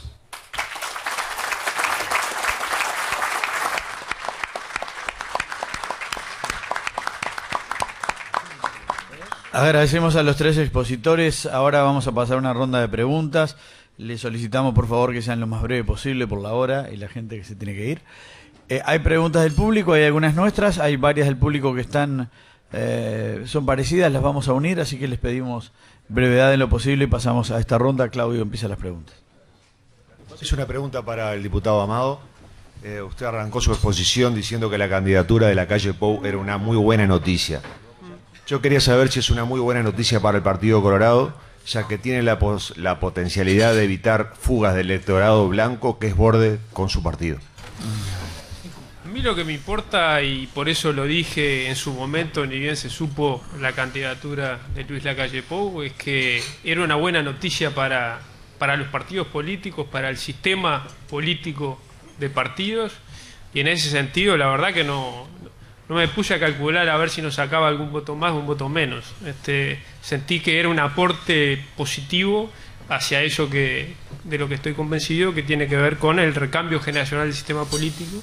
Y la verdad que no entré en el cálculo ese muchas veces maquiavélico y politológico. Yo que usted lo hacía. Yo que usted empezaba a calcular. Sí. Haciendo lo que pienso no me va bien, no me va mal, digamos. Bueno, el diputado Javier García hablaba de la necesidad, decía él, de volver a Montesquieu, respetar la separación de los poderes. Me gustaría saber un poco qué piensan los demás de eso, pero además hay un par de preguntas que están vinculadas. Una específicamente al diputado García, dice, ¿se pueden elegir todos los cargos? Dijo usted, es algo quien dirige la educación, y pregunta qué pasa con los jueces, que por ejemplo el famoso fallo de los derechos humanos, y pregunta si no será el momento de que la gente pueda elegir también a los jueces, y le preguntan a todos cómo están viendo al Uruguay en materia de derechos y libertades garantizadas. Eso va para los 3. Empezamos por García, que es a quien va la pregunta. Gracias, Alfonso. Me parecería ya el colmo del kirchnerismo oriental pasar por la elección de los jueces. Absolutamente. Me parece que sería... Uno comprende esto de las afinidades ideológicas, de los sublemas ideológicos en el barrio, pero llegar al extremo del grado de politización, de elegir en un comité de base los jueces que van a definir las garantías, los derechos y las libertades de las personas, me parece realmente patético. Desearía, y tengo la más firme esperanza, no es que no suceda, que no se le pase por la cabeza a ninguno de los gobernantes de hoy que tienen mayorías absolutas. No sé qué piensan los otros invitados, en particular sobre el estado de las garantías y libertades y sobre la posibilidad de que se elijan los jueces, que pregunta el público. No, sobre esa posibilidad comparto con el diputado García que es una absoluta barbaridad, el hecho solo de imaginarse repartiendo cuotas de poder en un mismo partido o en un mismo, digamos, situación, en una misma situación política, da escalofrío. Por lo tanto, evidentemente creo que es una locura. Y sobre el estado de libertades y garantías ya le damos la palabra al senador Martínez. No, sobre el estado de libertades y garantías yo no sería para nada apocalíptico, digamos. Yo creo que en general en el Uruguay estamos en una situación en ese sentido razonable. Senador Martínez. Muy bien. Yo coincido con el tema de la justicia independiente. Creo que es sin duda una de las bases de la democracia. Y la verdad que todo lo que sea a favor, como es mantener la independencia absoluta de los poderes, me parece correcta. He escuchado a alguna gente que pueda tener matices. Yo no estaría a favor de la elección de los jueces en base a elecciones directas. Segundo, yo creo que sí, yo ahí puedo discrepar con alguna gente que cree que hay una especie de crisis institucional. Yo creo que por suerte el Uruguay es tal vez de los elementos más importantes que tiene para una perspectiva de desarrollo, que es justamente su institucionalidad. Y yo creo que se ha venido, el marco de libertades y el respeto a las instituciones, obviamente hay choques, los ha habido siempre. Uno podría ponerse a recordar declaraciones de todo el mundo, depende de quién esté en el gobierno en su momento, pero creo que tengo la tranquilidad de que los gobiernos de los últimos, desde dictadura en adelante, todos han respetado lo sustancial, la institucionalidad y las libertades. Muchas gracias, Claudio. Es una pregunta para el senador Daniel Martínez, que es un resumen de varias que han venido relacionadas con los sindicatos y las corporaciones. En definitiva, la interrogante es, ¿qué papel le asigna usted a los sindicatos de la educación en lo que el asistente considera el deterioro del sistema educativo?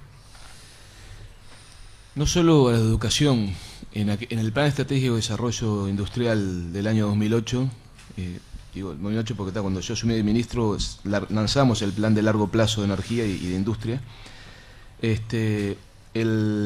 Uno de los elementos condicionantes o imperativos estratégicos que había para el plan, estaba el medioambiental, estaba el agregado de valor, desarrollo tecnológico. Uno era la modernización de las relaciones laborales. ¿Qué implica esto? Algo que lo practicamos en esos 20 consejos sectoriales que no me dio para desarrollar, pero que hoy están funcionando. El sistema productivo tiene como un actor los trabajadores. Y lo importante es que se peleen, que discutan por sus temas, pero que trabajen todos juntos para el desarrollo de cada sector, que es lo que se hace en los consejos sectoriales. Sindicatos, empresarios y gobierno discutimos la mejor forma de ayudar a que ese sector se desarrolle en los objetivos estratégicos. Eso implica un proceso, y por eso digo, vale para todos los sectores. Educar, o sea, saber que yo respeto la independencia de empleados, de trabajadores, ni que hablar. Pero bueno, cada uno buscar trabajar para dentro de su marco, tratar de sumar para que el sector se desarrolle y el país avance en el sentido estratégico. Eso es tiempo. Más que, todos sabemos, el canal del Frente Amplio hubo toda una generación de dirigentes sindicales que dejó de estar en la actividad privada o pública para pasar a estar en el gobierno, lo cual implicó, y aparte una explosión. Hoy el PIT-CNT creo que tiene 3 veces más o 4 veces más afiliados que en el 2004. Hay unas nuevas generaciones y bueno, yo creo que no se trata ni de demonizar es patrimonio de los mezquinos, los que no saben defender ideas demonizan al que piensa diferente. Yo no demonizo, hay cosas que no me gustan, trabajar para lograr convencer y generar liderazgo que apunten al compromiso, desde la independencia para el compromiso. Yo creo que también hay que hacer eso en cualquier lugar donde hay problemas, siempre hay que buscar hacer eso. Pero por los factores que usted dice, piensa que hay un cierto deterioro en la calidad de la conducción sindical, que además genera preocupación en el gobierno, digamos. Yo lo que me queda claro es que ha habido actitudes que, mira, ejemplo, y no para hablar de cuando asumió Teodoro Vázquez hubo una tormenta de ocupaciones. Le pisaban el pie a un trabajador y ya, yo digo, por llegar hubo situaciones, estoy ridiculizando, muchas de repente fue justificada, pero, y yo tenía una relación casi padre con hijo con Pepe Delía, por más que yo estaba en la actividad privada, lo iba a ver igual muy periódicamente, era un referente ético para mí, el Pepe. Y yo por suerte fui uno de sus hijos que no tuvo, porque tuvo hijos mujeres igual que yo. Y Y me acuerdo que el Pepe decía, Danielito, en mi época la ocupación es la última medida. Ahora los muchachos lo primero que hacen es ocupar, y tal. Yo creo que hay cosas, esas pueden ser producto de la experiencia. Creo que hay cosas sí que de repente uno analiza pero bueno, de todas formas yo le voy a decir, yo creo en la independencia. O sea, uno puede mirar de afuera, hay cosas que no nos gustan, que creemos que de repente habría otros caminos para recorrer, pero vamos a respetar siempre, porque yo fui dirigente sindical y respetaba y peleaba por la independencia de la Federación ANCAP y del PCNT, de los partidos políticos. Y creo que ahora que estamos en el gobierno tenemos que mantener esa posición. Senador, el público interrogaba concretamente si los sindicatos de la educación tenían responsabilidad en lo que considera un deterioro del sistema educativo. La sociedad uruguaya lo tiene. Yo creo que se puede... Y aparte, soy lo que creo que siempre las principales responsabilidades están en quien conduce. Lo reivindicado cuando era dirigente sindical y lo sigo reivindicando. Creo que, en definitiva, quien hace las políticas, quien gestiona, es el principal responsable. Después puede ser que haya errores de otros lados y ayuden, pero la principal responsabilidad siempre está en quien gestiona. Me dan ganas de seguir preguntando, pero son 13 y tenemos muy poquito tiempo. Para el diputado Amado, 2 preguntas del público que están muy relacionadas. Una dice que usted ha escrito varios libros identificados sobre sectores muy específicos de la sociedad. Pregunta si esto le ha traído algún inconveniente a nivel político en su propio partido, y por otro lado, teniendo en cuenta algunas ideas y posiciones de lo expresado, si se siente cómodo en el Partido Color y en particular en el sector que usted integra. Lo primero es que los libros sin duda que me trajeron una cantidad de situaciones lindas, más o menos, y alguna fea. Naturalmente, cuando uno hace, se expone a esa natural situación de crítica, de elogio y a veces de molestia de alguien que se siente tocado por la investigación que uno realizó. Además, los temas naturalmente no eran temas muy tranquilos, sino eran temas bastante polémicos. Por ende, a mí lo que me interesaba a través, y lo que me interesa, y lo voy a seguir haciendo a través de las investigaciones literarias, es tratar de entender mejor cómo funcionan determinados núcleos de poder, porque creo que ayuda sin lugar a dudas a un actor político entender justamente esas lógicas con las cuales un político tiene que convivir permanentemente. Entonces, me parece que desde mi punto de vista es un activo en mi actividad política el poder entender desde adentro cómo funcionan algunas lógicas de poder de determinadas instituciones. Sobre lo segundo, lo dijo muy claramente, yo soy colorado y vallista, punto. No hay otro lugar, no hay otro escenario, no hay otra situación en la cual yo me podría imaginar.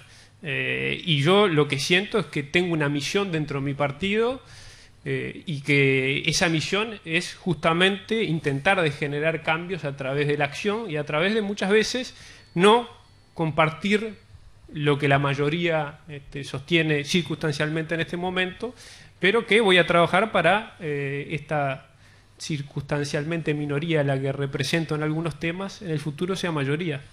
Eso responde a la pregunta sobre el partido, pero no sobre el sector. ¿Sobre el sector? Sí. ¿En qué sentido? Que también le preguntaba si se sentía cómodo en el sector que integra. Sí, cómo no. Yo fundé Vamos Uruguay en el 2007 y, a ver, vamos a entendernos. Yo todo este tipo de posicionamientos que he generado y que notoriamente han trascendido por distintas situaciones, a veces un poco tensas, que hubo dentro de Vamos Uruguay, me posicionan a veces como una figura interna dentro del sector, algo solitaria en los posicionamientos y algo rebelde, como he escuchado alguna vez. Yo lo vivo con total tranquilidad, voy a seguir diciendo las cosas que pienso en el seno de Vamos Uruguay, en donde soy respetado, y obviamente, como cualquier sector político, hay mayorías, hay minorías. Quizás en algunos temas hoy soy minoría circunstancial, pero voy a trabajar para que notoriamente eso cambie en el futuro no tan lejano. Ya vamos a ir terminando. Claudio va a hacer las últimas, pero queda una más para usted que tiene que ver. Dice que usted mencionó a Diom entre las corporaciones críticas a las que criticó. ¿Qué piensa de la relación entre la administración y Diom, como ya lo dijo, y si usted está pensando en ser candidato a intendente? Acá hay como una especie de podría ser una mesa de precandidatos a intendente también, creo yo. No se cuenta que usted es el primero. Es el primero y es al tratar de alcanzar. No dejaría responder al senador. A ver, en cuanto a la posibilidad de ser candidato a intendente, creo que es bastante claro que yo tengo un posicionamiento muy claro en cuanto a los caminos que ha tomado mi partido en torno a conversaciones, estrategias con el Partido Nacional y una estrategia política diferente de cara a las elecciones departamentales que no comparto, pero que respeto porque el partido en general lo ha laudado y yo he sido minoría, simplemente me mantengo al margen, veremos qué pasa si fructifican o no ese tipo de conversaciones. Este año, digamos, es el año de esas conversaciones y a fin de año debería estar cerrado esa situación y allí habría que ver cuál es el escenario político para eventualmente uno decir qué es lo que va a hacer. Seguro que no voy a ser candidato, ni precandidato, ni voy a participar si es que hay un acuerdo. Eso creo que es bastante obvio. La otra pregunta era... Vamos por ahí. Las relaciones entre, pero de algún modo ya lo dijo, Diom y la administración, y se nos va acabando el tiempo, Claudio. Antes de dejarle responder al senador Martínez, y va a ser uno de los 3 candidatos a la intendencia, le queremos preguntar al diputado García, que ha marcado presión al gobierno, si hay algo de esta gestión que le guste. A ver, Felipe González decía que para que haya un buen gobierno debe haber una buena oposición. Cuando suceden estas dos cosas, hay uno que gana siempre, que es el ciudadano. A nosotros, y esto lo digo en plural porque habemos varios aquí que integramos la oposición, nos votaron para representar al 50% del país que no está representado en el gobierno. Como queremos que sea un buen gobierno, porque mis hijos viven, acá hablo en primera persona, viven en este país, en mi país, y quiero que se desarrollen acá, yo tengo que hacer una buena oposición. Es la única forma que tengamos una calidad institucional. El tema no es de crisis institucionales, el tema es de calidad institucional, que es un concepto totalmente diferente. ¿Qué es lo que está deteriorado? La calidad institucional. Entonces, si el gobierno ha hecho cosas buenas o malas, yo en la exposición lo dije, me parece que desaprovechó el momento. Las cosas no se miden en virtud de lo que se hace, sino lo que se podría haber hecho en virtud de lo que se tuvo.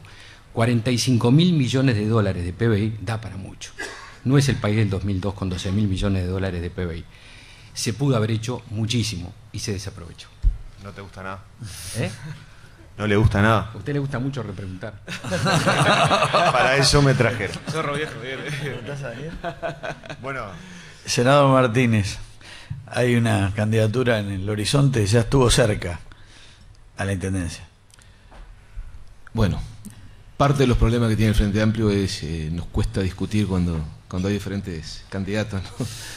Por eso algunos, entre otras cosas, tenemos nuestro apoyo, que uno de las ventajas que tiene es esa, ayuda a evitar problemas internos. Yo creo que es un proceso que tiene que dar el Frente Amplio. Apurarse ahora es digamos, riesgoso y es, sin duda para uno que está dispuesto a asumir lo que corresponda, pero tampoco está dispuesto a inmolarse o a volver a pasar ciertas situaciones. Hay que esperar. No, de ninguna forma por ahora hay ninguna resolución. Hay que ver los procesos, ver si se habilitan múltiples candidaturas o no, que es una propuesta de muchos sectores. Y ahí se verá, pero por suerte con extrema tranquilidad. ¿Usted es favorable a las múltiples candidaturas? Sí, a la intendencia en particular. La intendencia ni que hablar. Y si hay quien lo pida a nivel, yo tengo mi pollo, todo el mundo lo sabe. Me falta decirlo en japonés nomás. Pero que está Vale Vázquez, pero no nacional. Pero si hay compañeros que entienden que tiene otro y lo presentan, yo me parece que hay que respetarlo y habilitarlo. ¿Y cómo ve la posibilidad de que haya un acuerdo entre blancos, colorados y algún otro sector para la intendencia de Montevideo? Con mucho Con mucho respeto. No, la vida me ha hecho tolerante, en serio. Y mirá que fui bastante, bastante a veces. La lucha clandestina te hace agarrarte además, tengo la verdad iluminada, la tengo en el puño, y sigo adelante porque es casi una religión, ¿no? En serio. La lucha clandestina a veces que uno se vuelve a veces muy dogmático, pero la vida después y los porrazos me enseñan a ser tolerante. Primero, está dentro del sistema democrático. Hay algunos temas legales ahí constitucionales que lo pueden complicar, de no poder presentarse a una instancia para presentarse a la otra, pero yo, y ahí sí defiendo, porque hay gente que dice, es lo mismo que yo el Frente Amplio. Yo digo que no, porque el Frente Amplio se unió por un programa, por una propuesta política, y después hasta terminado desapareciendo como partidos desde el punto de vista electoral legal, ¿no? Perdieron su derecho a presentarse independientemente. Creo que es un poco diferente y que de repente es unirse primero en contra, y bueno, pero supongo que va a tener una base programática, pero primero respeto, y bueno, si son las reglas de juego hay que competir así, vamos arriba. Vamos, ¿no? Bueno, muchas gracias a todos por haber venido, en particular a los exponentes. Muchas gracias a los señores Fernando Amado, Javier García y Daniel Martínez por su aporte en el tema expuesto. También a los moderadores Alfonso Leza y Claudio Romanov por su profesionalismo y colaboración. A todos ustedes que tengan un muy buen día y hasta la próxima actividad de ADM. Gracias. Asuntos Públicos. Para conocer mejor, para saber más.